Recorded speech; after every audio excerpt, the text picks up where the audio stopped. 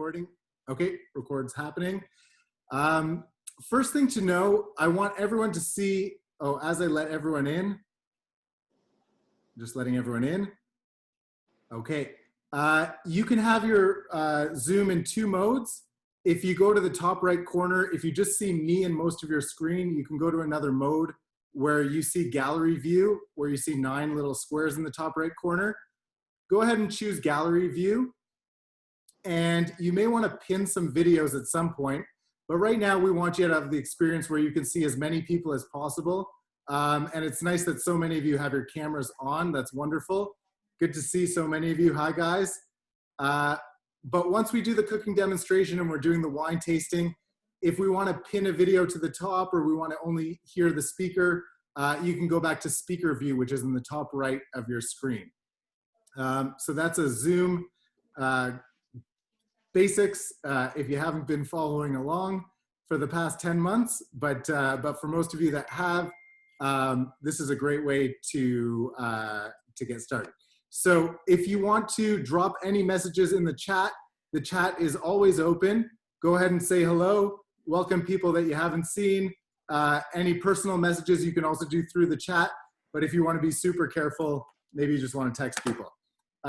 So we're gonna have a really fun night.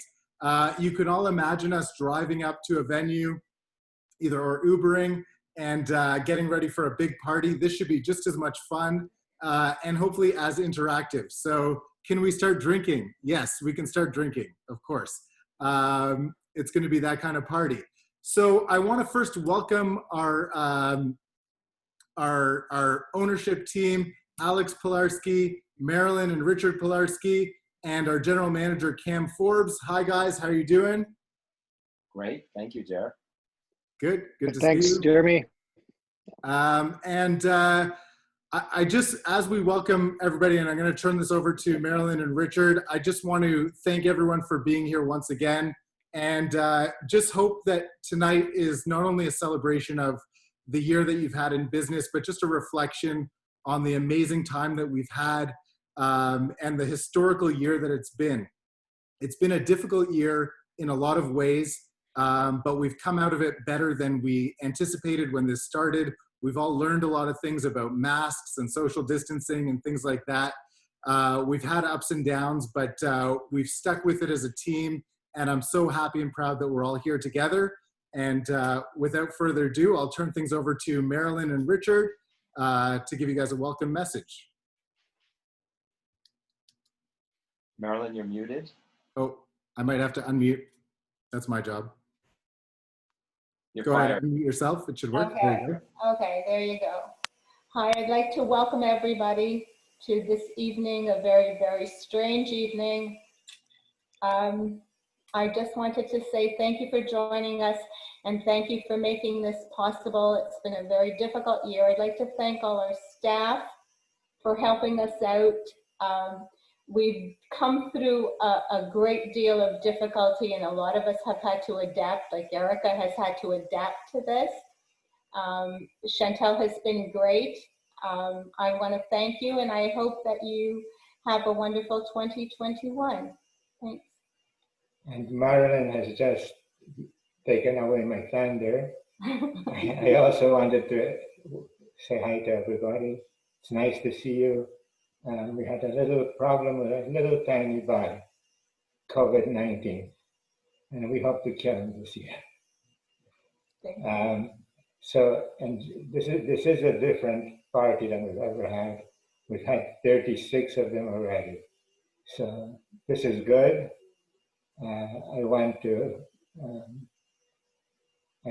tell you all that we are really moved by our agents.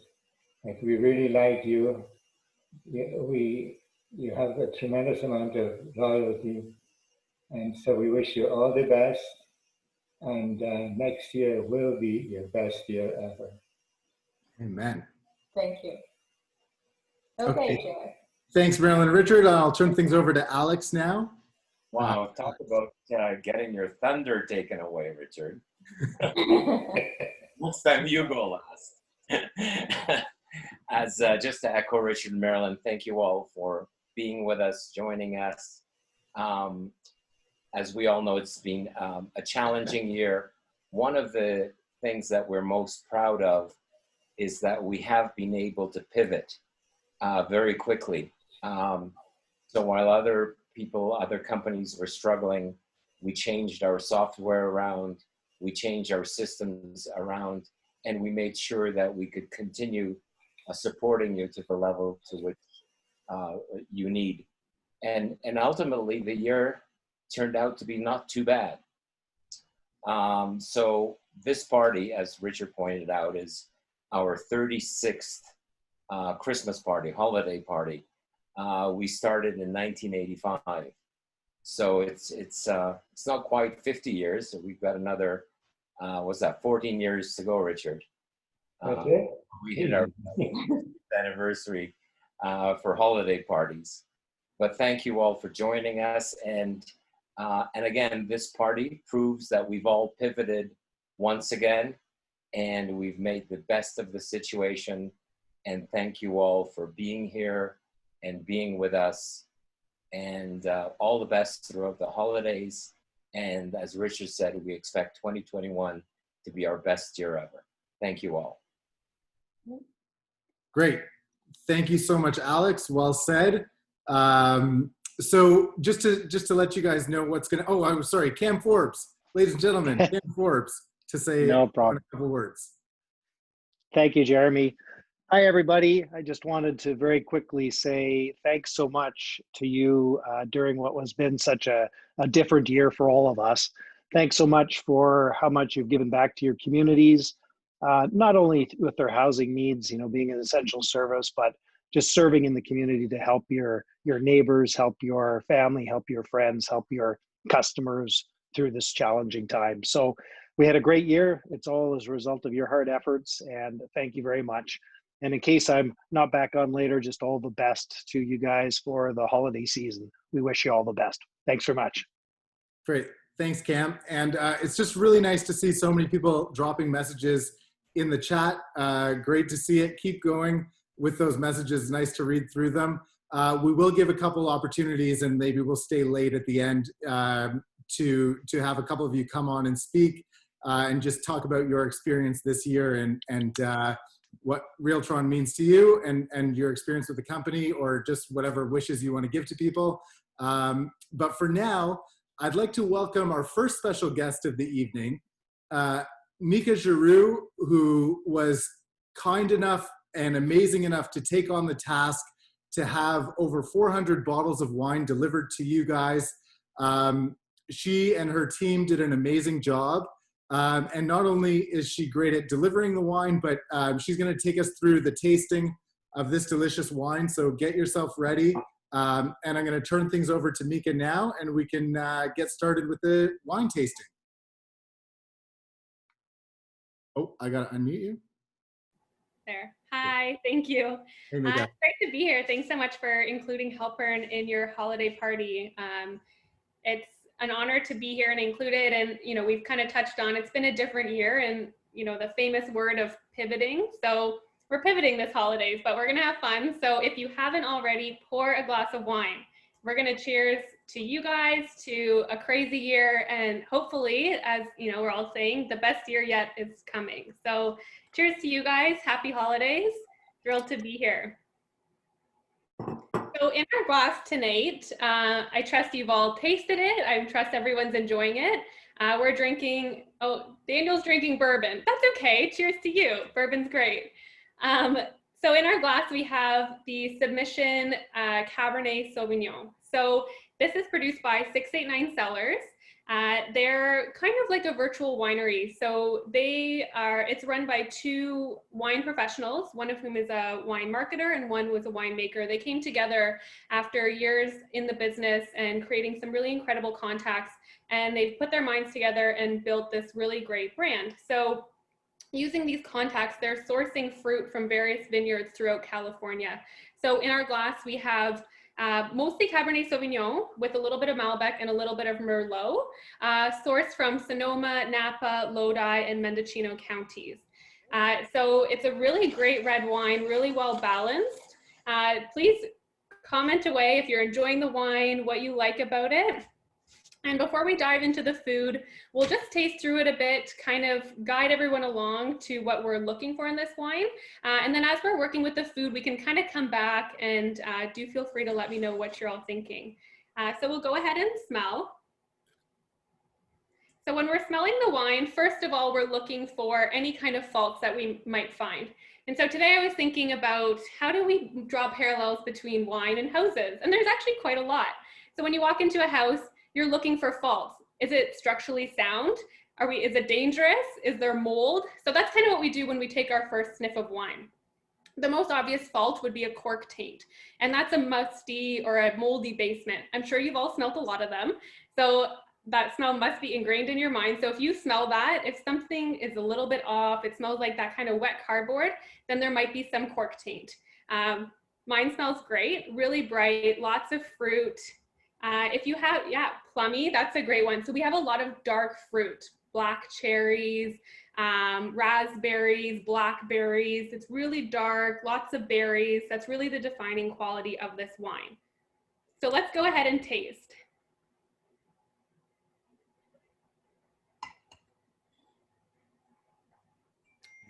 We have a full-bodied red wine, but it's very balanced.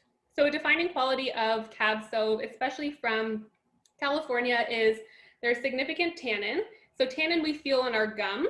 It's kind of like a drying sensation. I don't know if you can feel it. Take another sip if you have to. So that's what's defining of that. But there's also a lot of fruit coming through. It's not just tannin. It's not heavy in the mouth. It's really quite enjoyable.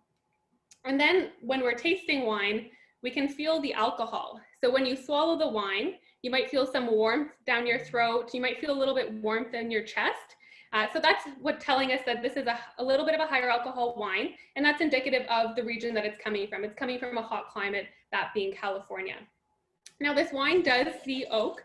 So I saw some great comments. I think someone said tobacco. That's a really, really great smell that you're getting. We're getting some chocolate, like chocolate covered cherries. There could be, does anyone get any other flavors? You can chime in. It's important to point out when we're tasting wines, wine is so subjective. So I grew up around certain flavors and aromas and tastes, as did you all. So the more we can share with each other, the more we're going to come up with some really great elements. Wine is such an enjoyable thing to share with each other. So it's great to kind of learn. And smoky, oaky, yeah, that's great. Submission-y, yeah, sure. Nice one, Wayne. Yeah. So yeah, so that's the wine that we're drinking tonight. I'll loop Michael in now and we can kind of dive into our dish. And then we can kind of go back and forth. And as we're cooking together, we can come back to the wine, see if we're tasting different things.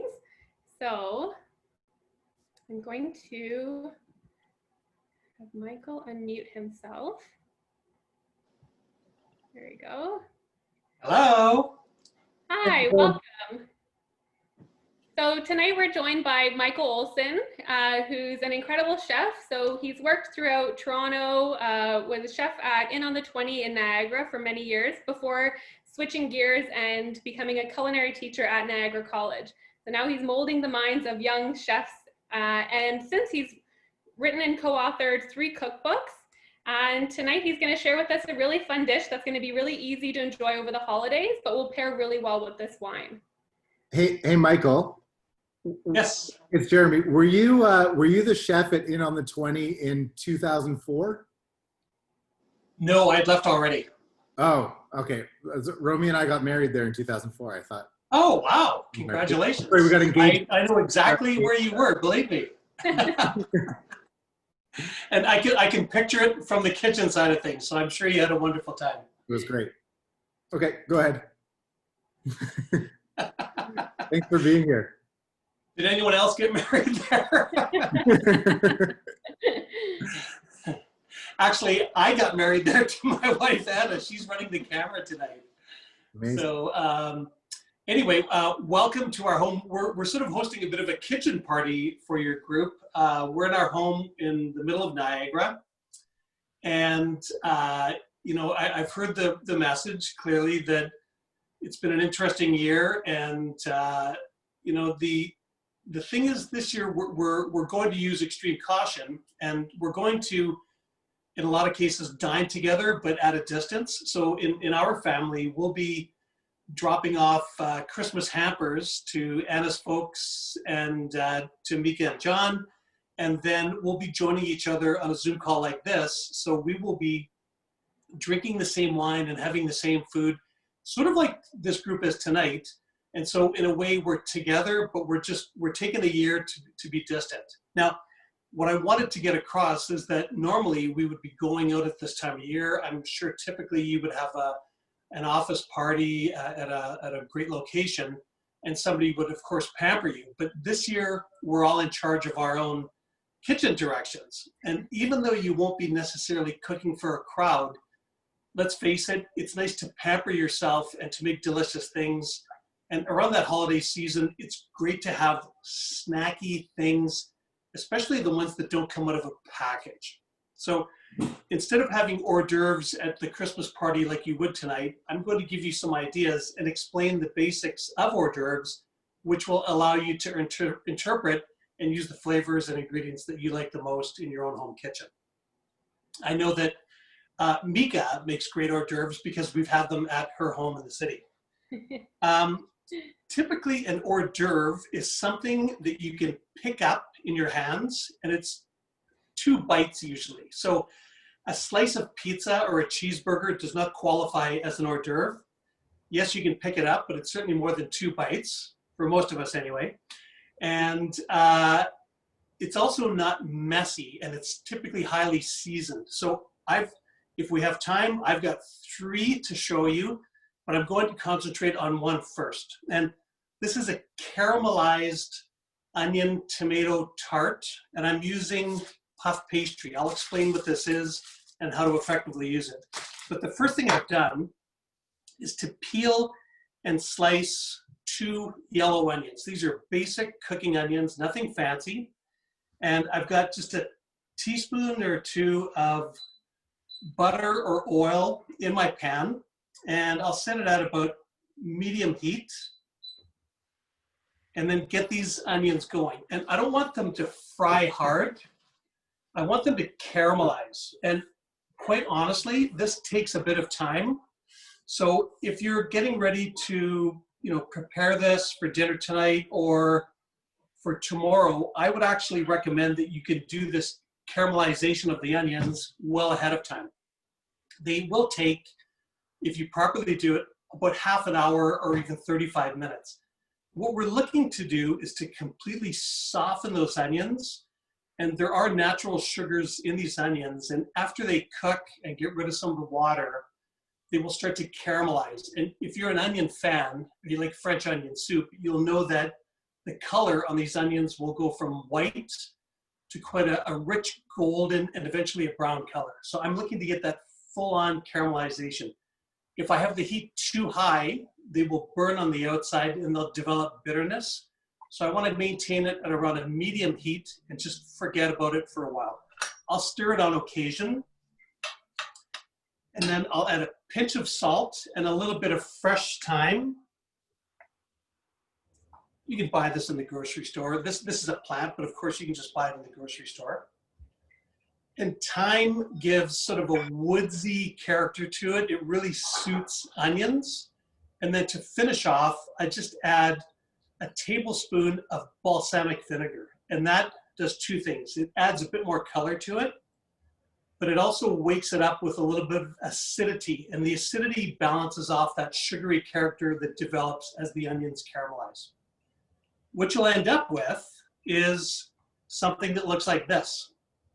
So it's, I'm going to say about half the volume of what you start off with, because of course you're removing a bunch of the water that's in there. And this is best when it's cooked and then cooled a bit. And I'll tell you why. Puff pastry will develop that rise, and unlike other forms of baking, so let's say for example, if you've gotten into making sourdough bread over the last year, or maybe you make biscuits or muffins using baking powder or baking soda. Those two elements make something rise differently from puff pastry. Yeast that's used in bread baking actually does something where it eats natural sugars and produces carbon dioxide, and that's what creates that fluffy, pillowy character that you get in soft bread. A quick bread, like a muffin and a biscuit, uses a chemical leavener, which is baking powder or baking soda. This does the same thing where through a chemical reaction, it creates carbon dioxide. But puff pastry is entirely different, and it's quite complicated to make. That's why I'm holding a package that has clearly come from the grocery store. I did not make this. My wife does make her own, but it's not something that you would do on a regular occasion. So for example, if she's gonna make a pie, she makes scratch pie pastry in 30 seconds. She's like the wizard of pie. But puff pastry takes hours, if not a full day process. So you can buy good quality pastry. The way that this is made is a basic dough is prepared, and then the pastry chef puts a block of butter in the center of it, folds over the dough, rolls it out, folds it over, and you do this over and over again, and you get this exponential layering where by the time they're done with it, they have about 700 layers of dough and butter. When that pastry goes into the oven, there's a little bit of water and butter, which turns to steam, and that's what gives you that flaky crust or that rise. So things like turnovers or tartlets made with puff pastry, you don't want it to be dense, you always want it to be light and fluffy. So. I noticed, Michael, lots of people are baking along with you. Oh, terrific. So if you're baking along, I'll do my best to sort of keep a decent pace, but believe me, Mika has shared the recipe. If you don't get it completed tonight, if it takes an hour later, it's not a big deal. I'm sure you'll enjoy it, but more importantly, you'll be able to work this skill set into your cooking repertoire. Now, puff pastry comes frozen in the grocery store. And if you can find a brand that has an all butter filling, I much prefer that to one that's made with shortening. I find the shortening kind of sticks to the roof of your mouth and it's not pleasant, but the all butter one always has a more pleasant flavor. Time to stir the onions. And if you're wondering what I'm doing with this batch of onions, I'll make it for Anna tomorrow for a snack. Now, the puff always comes rolled up and it's got a separating layer of parchment paper in there. So I simply unroll it. And I must warn you that when you go to defrost this, I always encourage that you take the time to defrost in the refrigerator over the course of a couple of hours. Because if you were to take this out of the freezer and put it onto a warm spot in the kitchen, it would get quite soft, and puff doesn't react well when it's warm. It actually puffs best when it's quite cool. So even now, this has just come out of the refrigerator. It's very cool. It rolls out nicely. If it's still frozen and it's sort of resisting your efforts to make it unroll, hold on and give it a few minutes to thaw out. So this is a square puff, and I'm just going to take a moment, and I've got some fresh cherry tomatoes. The original recipe has cooked bacon in it, but we took out the meat so that this is a very inclusive recipe. So if you want to add in some bacon, you could certainly do that, but it's really delicious just with the tomatoes and the onions. The layers of flavor that develop as you caramelize those onions are really something else. Michael, Wayne just noticed our oven. Wayne's asking about our oven. Let's take a look over here. This is an old commercial oven that I bought years ago, and when we renovated this is an old Victorian pile from 1868. So when we redid the kitchen, I actually installed it here. It's an old pizza oven from the 60s. The 1960s. Now, I'm just gonna let those cook away. I've got the heat on just a medium, and I'll take my pastry, and I want to spread these onions across the entire surface. what I like about the ease of this recipe is that I don't have to do any fancy folding or border techniques. I just use it almost like you would a pizza dough. Of course, it's a lot thinner than a pizza dough. And when you go to eat this guy, it's not as filling because there's no cheese on this tart. I'm sure somebody out there is going, what? No cheese? But we really concentrate on the flavor of those caramelized onions. Can you see that okay, Anna? Mm-hmm. Hey, Michael. Yes.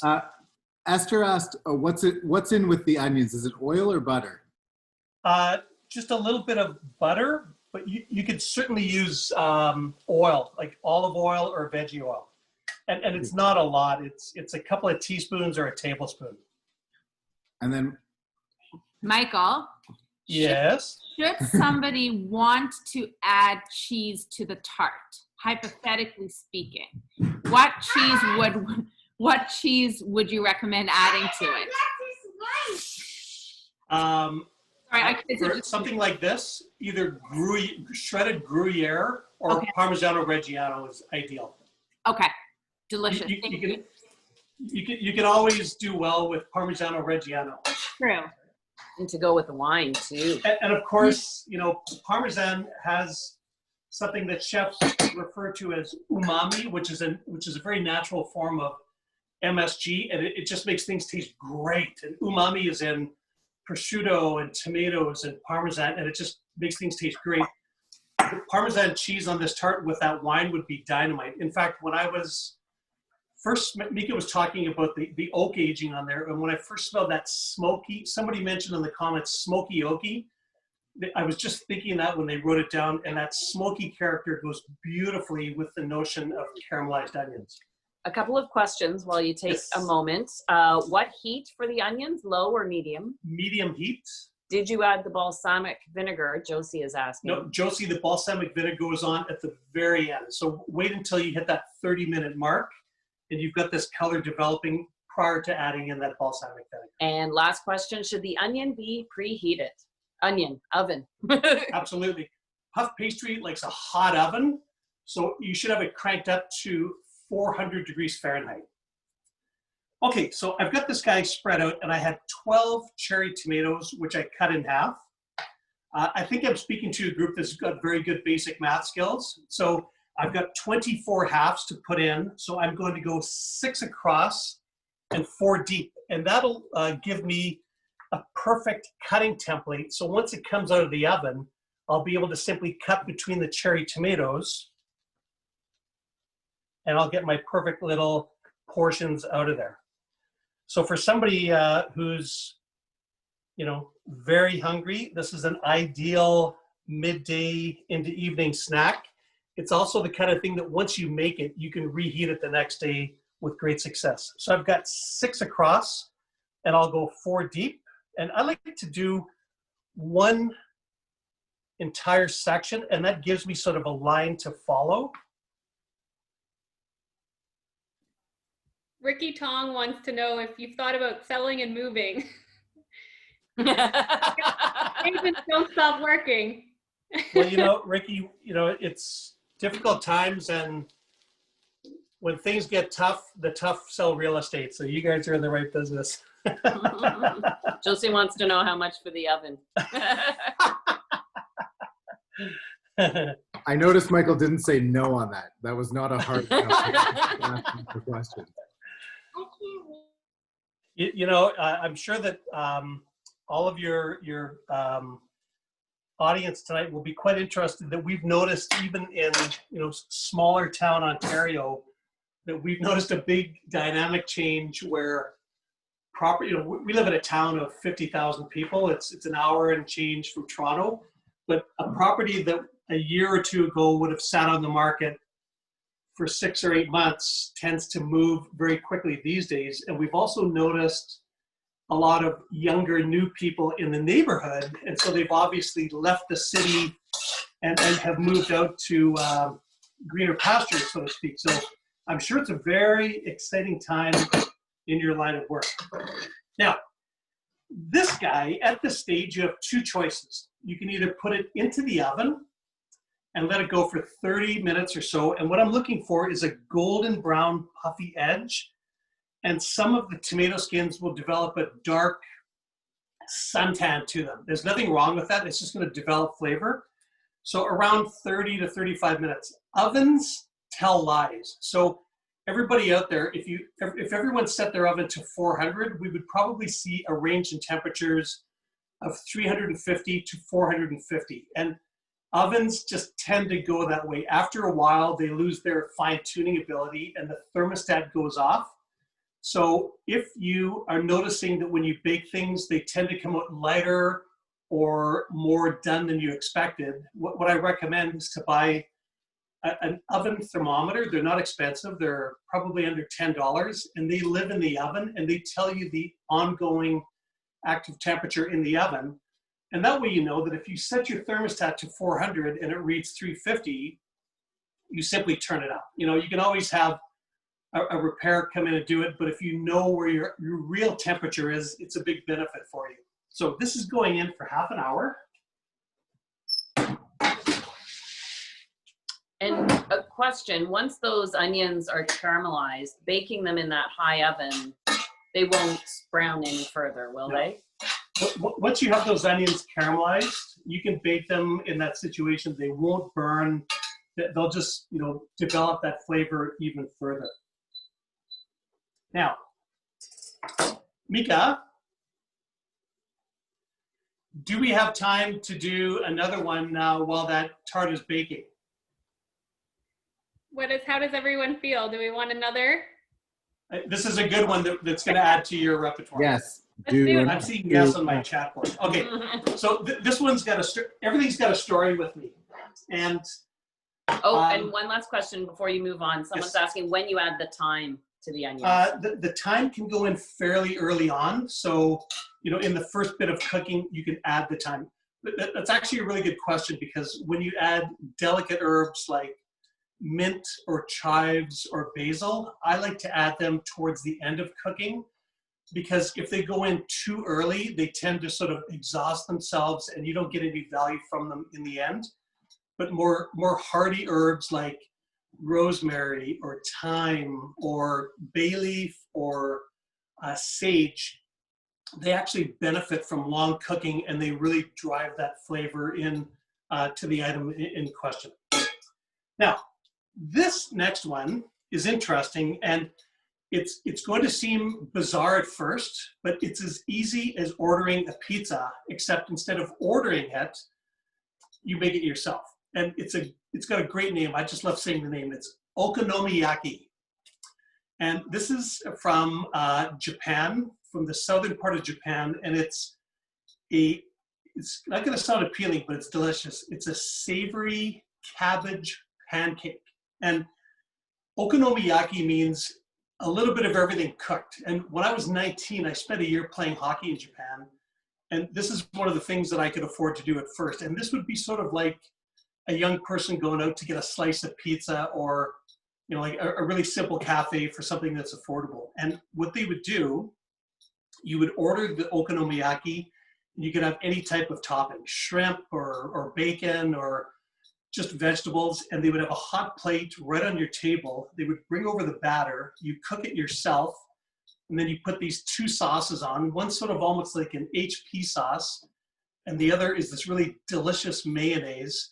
And then you just cut it up into pieces and eat it. But I've adapted the recipe so that it's one of those welcome things. And prior to current times, when we had guests come over, especially in the winter, I would prepare one of these things in a 10-inch skillet, turn it onto the board, and cut it into 20 or 24 pieces. So nice little bite-sized pieces. And as you welcome your guests into your kitchen to get that drink prior to dinner, you have this little delicious bite fresh out of the skillet. Of course, if you're not having people over, it doesn't mean you can't do it for yourself and your family. One of these doesn't last that long, but if there's only two of you, what I recommend is to cut the recipe in half and use a smaller pan, like an omelet pan. So first thing I'll do. Before you switch over, what's the oven temperature for the caramelized onion tart? 400 Fahrenheit. All right, thank you. Susan was asking. Thank you for that question, Susan. And Evelyn was asking what was under the tomatoes, and that is the caramelized. That's the caramelized onions. Yeah. Now we're going to make a batter, and we're going to put cabbage in there. And don't underestimate the great flavor that's going to come around here. If you've got kids around, this is also an excellent way to get those kids to eat some vegetables because they won't know it. And let's face it, if you have to fool kids into eating healthy vegetables, there's tons of vitamin C in raw cabbage, and it's got a sweetness to it that really comes through. You're giving away the secrets. Now, the batter is quite simple. I've got a cup of flour, a cup of water, 2 eggs,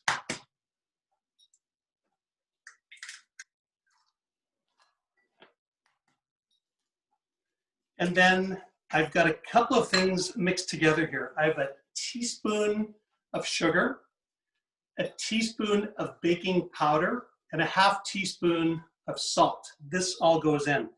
The salt and sugar will season the mixture, and the baking powder is going to give it that lift.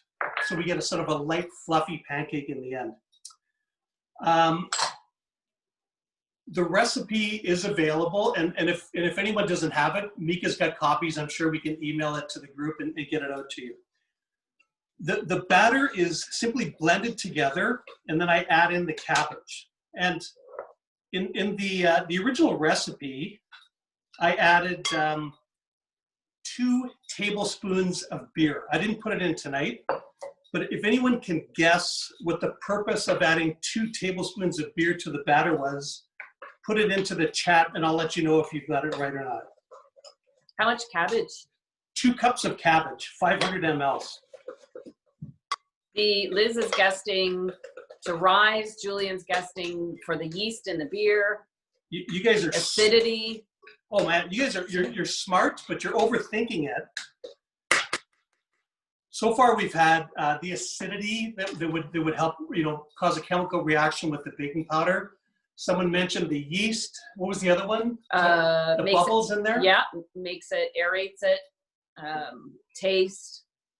I will tell you, these are all excellent answers, but consider the source here. I suggest that you add 2 tablespoons of beer to the batter, which leaves you 345 milliliters for the chef to drink while you're making the pancake. So I've got a delicious glass of red wine. And it says genius. I'm putting in a couple of teaspoons of vegetable oil. And we'll do this at about medium heat.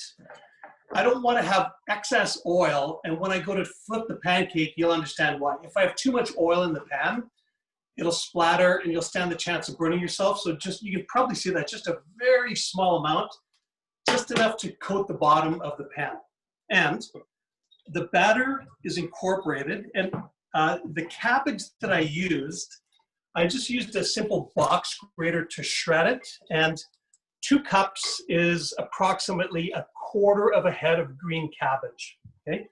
Once you do this and you get comfortable with the notion, you could probably experiment a little and do something like add a different veggie that you like, maybe some onions or carrots, or maybe you like mushrooms. But I recommend the first time you try it, just do it with the cabbage. This all goes in to the skillet,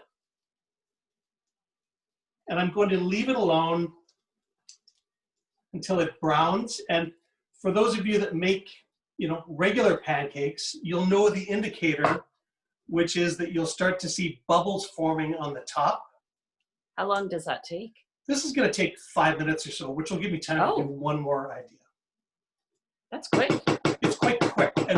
But after that 5 minutes, I'll turn it over and we'll brown the other side. Now, this is great on its own, but if you wanted to add something to it like they do in those okonomiyaki restaurants, you add it to this side here. So for example, if you had some leftover ham, or if you wanted to put in some shrimp, you could put them in a sort of a beautiful designer on the outside. You could do it with smoked salmon. You could do it with chicken, tofu, mushrooms, anything that you want goes in here in a pattern, and you let it go. Josie's asking, how about chorizo sausage? Josie, I like the way you think. Chorizo sausage would be spectacular. Chorizo has that kind of smoky, salty, rich character. It would be spectacular with this. I have 2 sauces that we will eventually top it with. And if you live near a grocery store that sells Japanese ingredients, this is simply called Okonomi Sauce. And it comes in a squirt ball. The first time I tried it, I mean, here I was, this goofy 19-year-old kid living in Japan all alone, didn't speak the language. And I tasted this, and the first thing I thought was HP sauce. So it's got that sort of character to it where it's kind of ketchupy, kind of spicy, kind of salty. So what I'm getting to is if you don't have access to a store that sells Japanese ingredients, like me, this is simply 2 tablespoons of ketchup with 2 teaspoons each Worcestershire sauce and soy sauce. And you get this beautiful, it's not as thick as ketchup, but it's got that nice rich steak sauce character to it. And this is mayonnaise. Whether or not you have it in a jar, most people are gonna have mayonnaise. If you don't have mayo, you could use sour cream. This one is a Japanese brand called Kewpie, and what I like about it is it comes in a squirt bottle, so I can decorate the top of my pancake, but I'll show you that in a bit. That's 10 minutes away.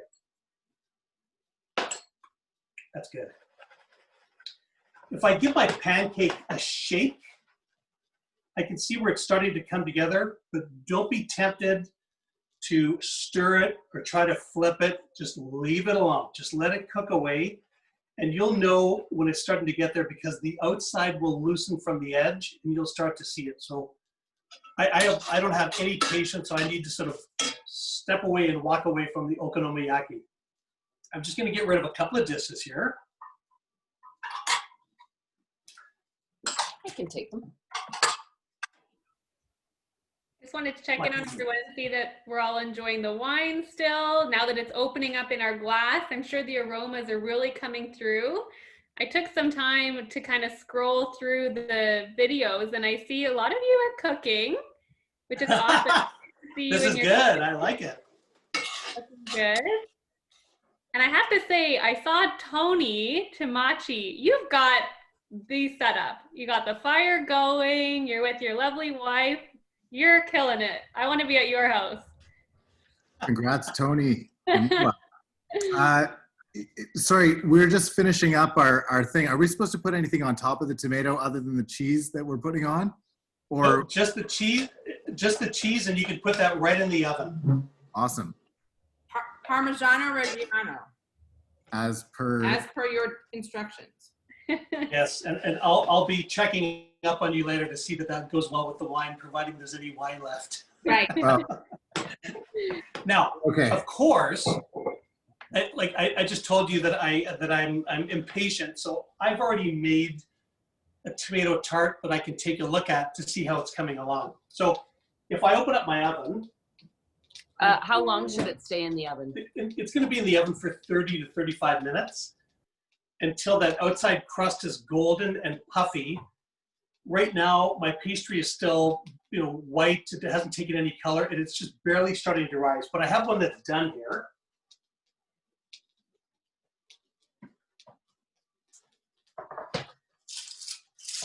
I'm just going to bring that forward, Anna. So you can see the outside is brown. It's kind of puffy. It's crispy. Like if I touch the bottom, it's quite crispy. And the tomatoes have that suntanned look to them, and they've really developed some flavor. And what I'll do at this point, get it off the tray, and I can remove it from the parchment paper. And then in between each of these lines, I would simply cut. And honestly, guys, if you're only going to eat half of this and then save the rest for later, don't cut it all. Just cut what you need for now. And here's another easy tip. Instead of turning your knife to go like this, which is quite uncomfortable, simply turn your cutting board And that way it's a lot more manageable. And then I've got 6 across and 4 deep.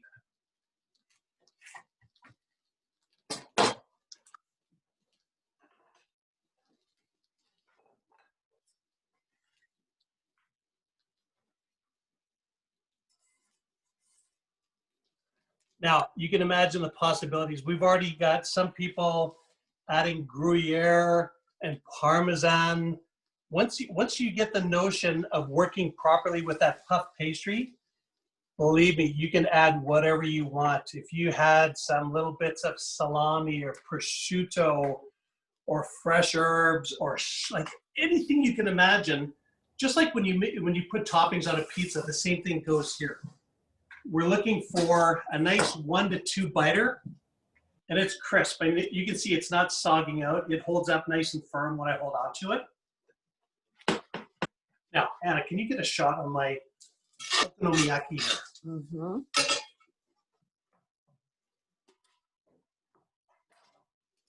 Now, Mika, can you see the edges here? It's a little difficult. So if I sort of spin my pan back and forth, I can actually see that the pancake is holding together, and it's going from that liquidy batter to a solid sort of position. And if I take a peek at the side, it should be getting golden brown. We're not quite there. We're still a little bit blonde. So we'll let that go for a few more minutes. While that's happening, I'm going to sneak in another hors d'oeuvre. And this is the easiest one yet. So I've got some cheese. I have some dates. And I have some roasted peppers. If you make your own roasted peppers, good for you. If you don't, you can buy them in a grocery. This particular one here is actually a Spanish one called the piquillo pepper. And it's like the same shepherd peppers that we see here that are roasted and peeled. But it's just got a little bit of a richer flavor. It's not spicy hot. And I'm just going to cut this into little strips and put them aside. The original recipe that I did here uses manchego cheese, but I had some goat cheese, and goat cheese is ideal for this because what we're going to do is use the date as our base, as our foundation, and then we're going to fill it with the goat cheese and the pepper. Before you go any further, Peter is asking, are you going to flip that pancake? Peter, you're going to love what I do with that pancake. I know you're sort of, you're setting yourself up because you think, okay, that guy's going to try and flip that thing and it's going everywhere, but I'm going to show you a technique that'll avoid a mess. I can sort of hear you in anticipation waiting for me to make a fool of myself by flipping that thing. Now, dates are something that when I grew up, they were used for baking. And my mother would make squares out of them. And when we started traveling more, we ate dates and we would see them in savory cooking. So they do make an excellent appetizer or hors d'oeuvre. They do have a lot of natural sweetness to them. And you can buy them pitted or unpitted. These are whole with the pit. And I just put a little slice onto either side. And just like an olive, it has a pit on the inside that I'll discard. And I'll open these up. And all of a sudden, you could probably see where I'm going with this because they have a perfect little cup shape. And this is going to serve as the base for this next bite. Miriam is asking, where can you buy the piquillo peppers? We have Sobeys and Zehrs, and I've seen them in both places. There's also an amazing place down Queensway called Pasquale Fine Foods, and they carry them there. They tend to have a lot of really fine Spanish delicacies there. They have the manchego, they have jamon, all kinds of cheese, and they would have the piquillo peppers there. That's Pasquale's Foods. Shake. But basically what I'm doing here is just filling that cavity with the cheese. And what's kind of nice about this is that there's so much flavor in there that yes, you can heat it, but you don't necessarily have to. And if you don't have piquillo, you could choose something else that has some intense flavors. And believe me, you probably have something like that in your refrigerator already. Maybe it's a black olive. Maybe it's a caper. Maybe it's a little pickle, like a gherkin or a jalapeno. As long as it's got some intense flavor, it's ideal for this application here. Azada's asking just a recap on what kind of cheese. This is soft goat cheese. This is from Orangeville. This is Woolwich goat cheese. I know that you can find this any cheese counter now, and it's quite soft and easy to work with. And the beautiful option of this is you can serve them at room temperature, or you can warm them in the oven for about 5 minutes.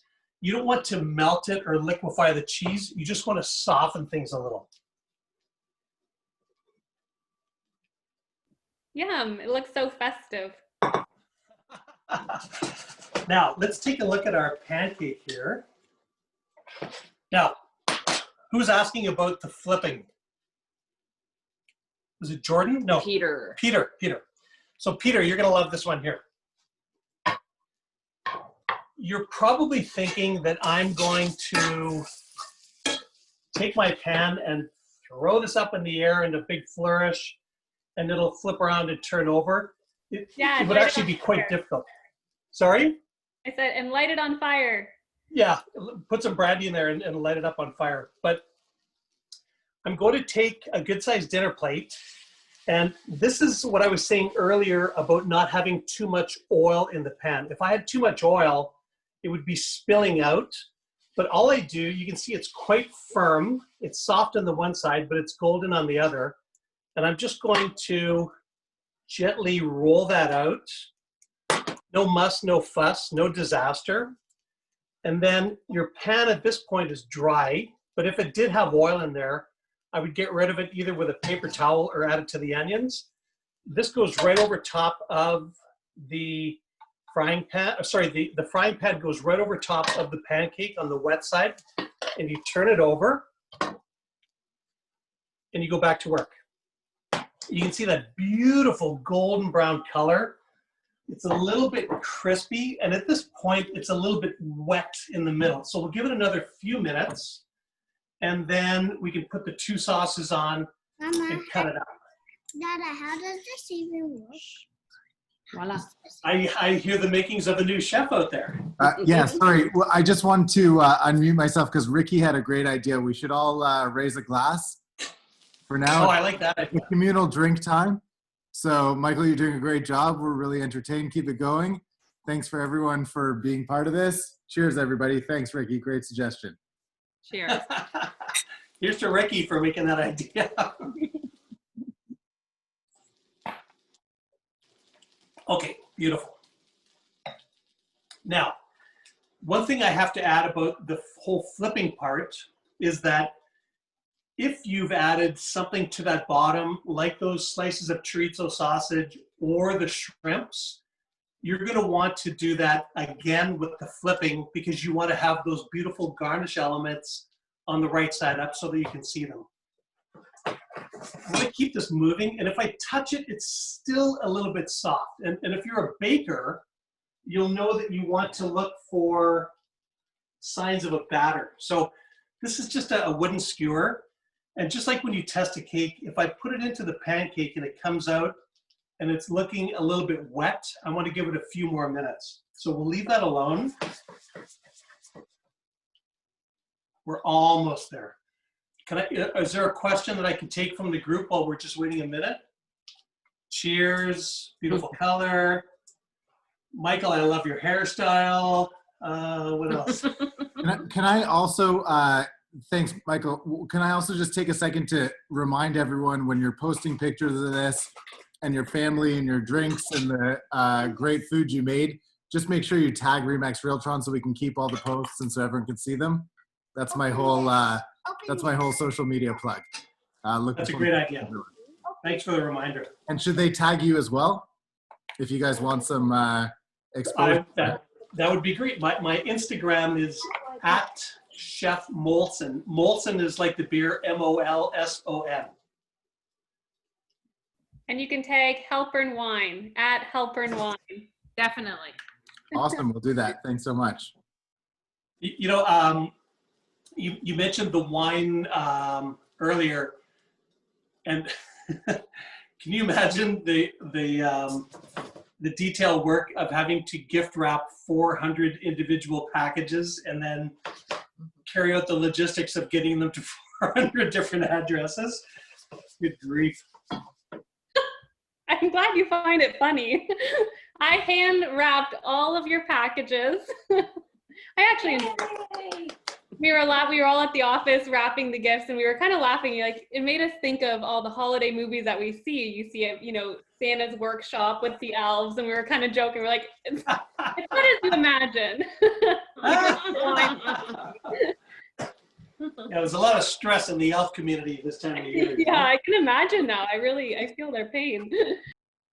Okay, so I'm ready to dress my okonomiyaki. So this is going on to my cutting board. And just a quick aside, because Derek just said he's still caramelizing his onions. So Okay. Is that fine? It takes that long, doesn't it? Absolutely. Derek, you're on the right track, and you're showing great restraint by not doing it. Like, take the full time. It's worth it, and you're not in a big rush. Like, you'll be able to enjoy this later.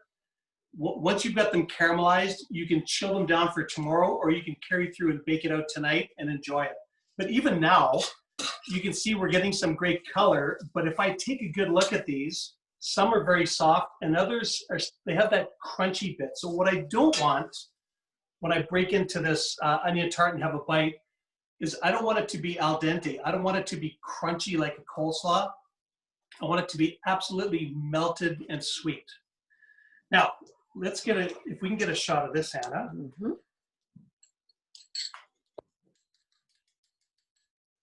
I'm going to put my sauce on just sort of with a spoon, and then I'll brush it evenly. And what I like about this method is that it becomes something that if you enjoy it, it becomes one of those go-to things where it's part of your cooking repertoire, and you'll make it for every holiday or whenever people come over, and you'll eventually customize it to your own liking. So in this case, I've got this sort of sweet sauce and then the mayo, but that doesn't mean that I couldn't do something else. I could put, for example, salsa and sour cream. I could put pickled jalapenos or mango chutney. I mean, basically, if it's in the condiments part of your refrigerator door, it can go on this with great success. Now, what I like about this brand of mayo, it's got the squirt bottle, is that I can decorate this a bit, and I'm just going to make a cross pattern. This looks like a piece of art that you would hang in a museum, except it's a lot more tasty. And then I just take my longest knife and I visualize those pieces. So just like I had 24 pieces of the onion tart, I can do the same thing here. So if I cut it in half to begin with, and then make 3 long cuts on either side of that center. Sorry, two long cuts, pardon me. And then I'll cut it in half. And I can either do the 6 pieces again, or I could do a little bit bigger. I think I'll do just a little bit bigger. Then I get even portions that can be lifted easily and put onto a little plate, or worst case is picked up and held in your hand. Hello. It's piping hot. Anna's got that one. Like, guys, this is screaming hot. This is like a donut coming out of a fryer hot.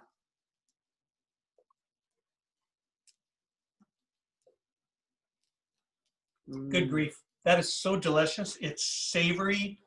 It's got a really good balance. And it actually goes great with that wine. That smoky character really brings out the sweetness in the cabbage. Oh man, that's a good match. So if we take a quick review, we've got 3 things that we can sort of feel festive about and you can treat yourselves. We've got the puff pastry. Remember to cook it in a hot oven and take the time to caramelize those onions. The dates, you can split them in half or leave them whole. You can serve them at room temperature or you can heat them. And they're a great vehicle for being the sort of the carrier of anything. In this case, we had goat cheese and roasted peppers. I could put cream cheese and smoked salmon. I could put roasted almonds and some brie. There's no end to what you could put in there. And then of course the okonomiyaki. Once you do the first time you do it, you'll be a little bit nervous about it. After you do that, it comes together easily. And the good thing is this time of year, if you make a mistake, people can't complain about it because they don't have any alternatives. So I wish you all the best with that. So. Amazing. Everything looks awesome. I'm just going to grab this last one out of the oven. So in the time that I put together the okonomiyaki and the dates, we had our other onion tart bake away.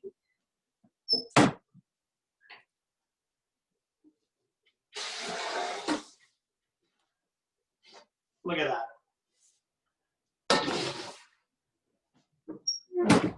So what I'm looking for here, can you come in kind of close, Anna? Mm-hmm. We've got a crispy, golden brown, puffy crust.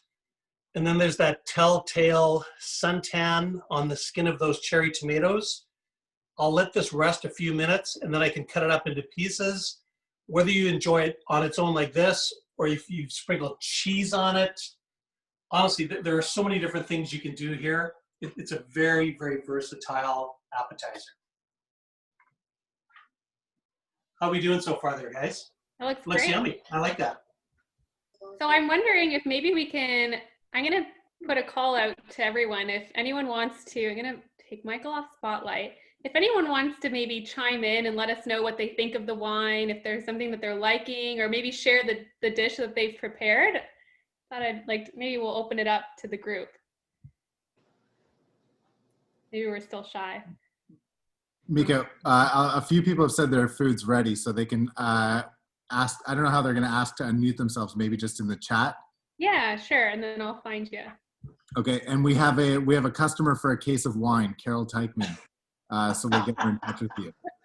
Do you want to put out your? Myself again. There we go.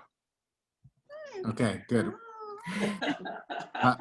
And my sister likes my daughter's sweater, so that's good. Get in touch with Mika. And yes, Tony Tamachi's fire is looking quite impressive. Shout out to that. And I think at the end, once we're done all this, we'll give some time and we'll let people unmute themselves and just give a holiday wish if they'd like to do so. And we might be asking for mayhem, but let's see how that works out. And what else? What else do we have to do, Mika? Oh, we were going to ask people their thoughts on the wine. Yeah, I was wondering if anyone wanted to chime in and let us know. Here we have a question. Dana Bell is asking why this bottle of wine is heavier than most. Are you speaking about the glass itself? Yeah. Yeah.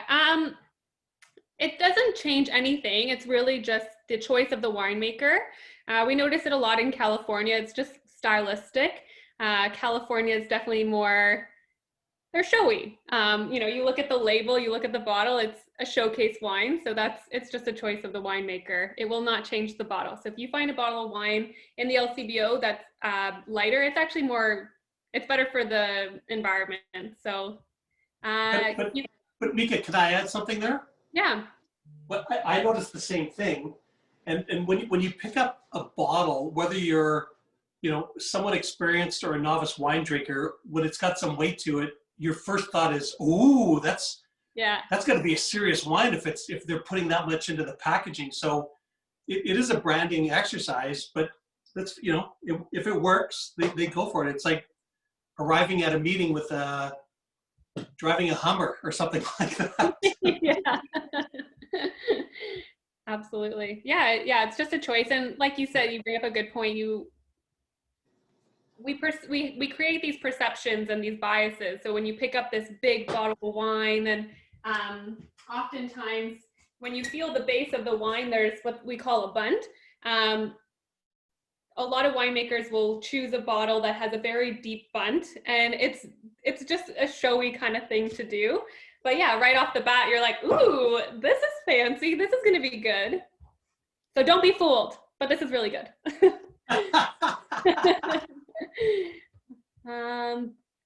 Oh, Dana says, I thought I was just getting drunker faster. No, don't worry, Dana. You're good.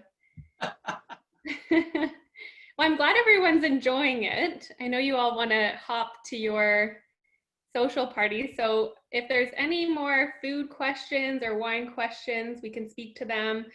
This wine in particular is actually, you all got the last of it before the holidays. So I had to fight off a couple agents, but we won. So that's great. It will be released into the LCBO sometime, I believe, in March, but we have more landing in January. So if anyone was interested, you can shoot me an email at mika@helpbirdwine.com, and I'd happily reserve a case for you. Also, we can just keep in touch. If you had any questions about wine in general, about buying wine, where to go, there's a lot of really great LCBOs in Toronto. So if you need help sourcing any kind of styles, I'd happily guide you along. But in these times, obviously delivery to the door is best. And we've really figured that out over the last couple of months. So if you need any help sourcing wine for your home, do reach out. And yeah, if there's any more questions about the appetizers, we do have all the recipes for everybody. So Erica has it, and I'll happily share them as well. So do reach out. Yeah, I think. Thanks, Mika. That was really awesome. Michael, that was great. Wonderful. Our tart's ready, so we're going to show it in a minute, and we'll look forward to. Oh, are we supposed to put a drizzle on top of it? Sorry, we have a last incoming. You don't have to, but listen. You're in your own home. You can do whatever you want. If you want to put a little drizzle of olive oil, that's absolutely fine. I'm really curious to know if those two great kids like it, because of course that's a big plus if they like it too. We just pulled it out, so we're going to give it 2 minutes to cool, and then I think 1 out of 2 might try it, but definitely not the other one. So, and we're getting a lot of thank yous, appreciation for the amazing wine, for the great cooking demonstration, for the lovely smells that are coming to people's homes now, and just the good time and how entertaining this was and wonderful. So thank you, Michael Olson, Mika Giroux. We really appreciate it. I have a quick question for you. Is it true that realtors used to start a pot of coffee before an open house? I don't know. Has anyone else done a pot of coffee? I don't think so. Baking bread, baking muffins, baking cookies, for sure. Well, I've got to tell you, the smell of these onions is so great that I think that this could be a trademark for your organization, where whenever somebody walks into one of your open houses, they're going to smell these incredible aromas coming out of the oven. And man, you're going to sell homes like Okonomiyakis. Next Christmas, everyone gets a bag of onions. I'll gift wrap them for you too. Nice. Thank you, HR, the bag of onions. Yeah. Oh, we have our tart handy. Here we go. Oh, wow. There it is. Oh, looks beautiful. I'm taking a look at my laptop. It looks fantastic. Good. Smells Oh, good. we got one smell good. Ryan, how does it smell? Smell good. Oh, we got 2 good smells good. So that's good. I like that. Did you drizzle balsamic glaze on top? Yes, we did. Yes. I have to tell you, that looks fantastic. Wow, good for you. I did very little of it. I want to try. You want to try? Oh, wait. I want to try. Okay, so we're going to do a taste. Try. And if you guys have any final comments before we allow people to unmute themselves and see if there's some mayhem ensues, then we'll see what happens.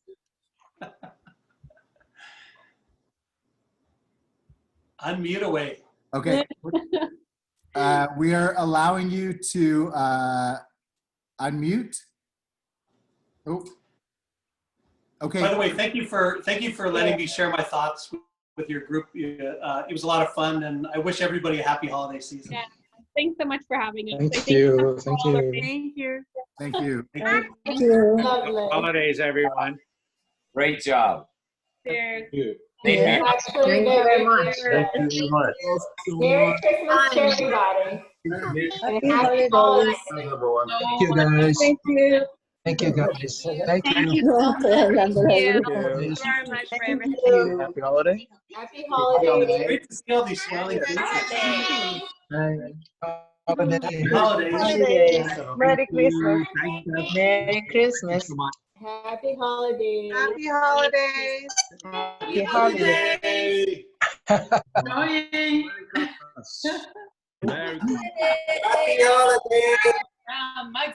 Mugsy's gonna Happy find holidays. Jennifer. Happy holidays.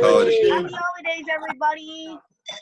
Merry Christmas, happy holidays, Nice to see everybody. Merry Christmas and happy holidays. Happy holidays. Happy holidays, everybody. Thank you.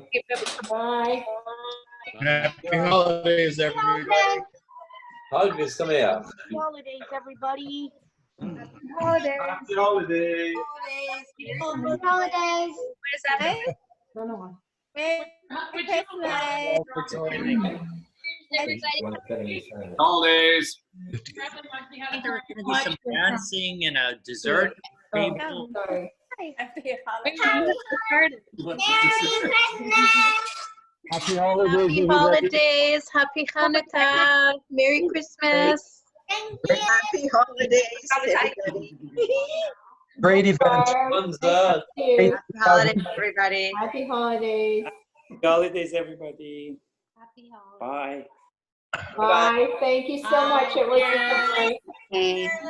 Bye. Bye, everybody. Christmas and Happy New Year. Stay safe. Thank Happy holidays. Happy holidays. Happy holidays. Happy holiday. Happy holidays. Hi. Hi, Sabine. I see you. Did anybody? Great event. Have a great 2021.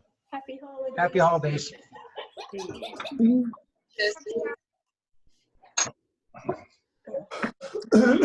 Cuéntame. Oh, he's drinking scotch. Bárbara. Okay, sure. Realtron. Cheers, everybody. It was wonderful. Happy holidays. Happy holidays. Happy holidays. Happy holidays. Happy holidays, everybody. Oh boy. Holidays. It's been a great year, guys, and I'm so proud of everybody. And thank you guys so much for the support and everything. It's pretty amazing, and all the best for 2021. There you go. After party. Hold on, I should mute myself. Nice job. 1 second. I don't know how to mute. Wayne, I like the disguise. 1 second. I don't like wearing it. Goodbye, guys. Happy holidays. All the best. That was Barb for sure. That's me. Happy holiday, Barb. Bye, Barb. Happy Hanukkah, dear. Happy Every day, sir. Okay, ¿dónde me voy? Aquí. Leave. Happy Hanukkah. Happy Hanukkah. Happy holidays. Guys, this last minute's been my favorite part of the whole thing. This is great to see people coming and going on and off screen. So let's continue it out. As you go, just unmute yourself, say happy holidays. And I just want to wish you all the best. And thank you just for supporting Remax Realtron and just being a part of our success as we hope to be a part of your success. We're here for you, and it means so much for you to just join us and be a part of what we're trying to accomplish here and growing this business as we help you grow your business. So cheers to a great 2021. We love all of you guys. We appreciate everything you do for us, and we're trying our best to return the favor. Thanks. Cheers. Thank you. Cheers. Happy holidays. Merry Christmas, everyone. Here's to the Polaris, please. Happy Hanukkah. Great event. Thanks so much, guys. See you. Cheers and happy holiday to everyone. Bye. Bye. Happy holidays to everyone. Okay. Happy holidays. Happy holidays. Happy holidays and Merry Christmas. Bye. I'm going to do the toast now, everybody. We wish you a very Merry Christmas, and we're here for you. So let's stand up and stop COVID forever. Yay! Everybody, stand with me. We can do this together. I love that guy. We're a team. We I love this are kid. awesome. Let's do this. Good kid. Happy holidays and Merry Christmas. Bye. For all the best Holidays. of the holidays to you all. What do you Thanks, say? ladies. Same to you. Happy holidays and wishing everyone a great 2021.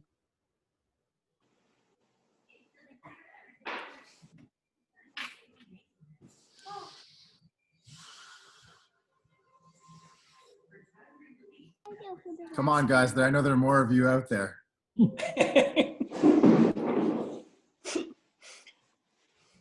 Wish everyone a great 2021. Oh, here's Mr. Mansouri. How are you? Fantastic. How How are you? Happy and healthy New Year. Oh, hi, Sally. Hi, Sally. Oh, Yay, Sally. Yay, Sally. Hello. happy holidays. Sally. Hi, everybody. Happy holidays, everybody. Say happy holidays. Happy holidays, everyone.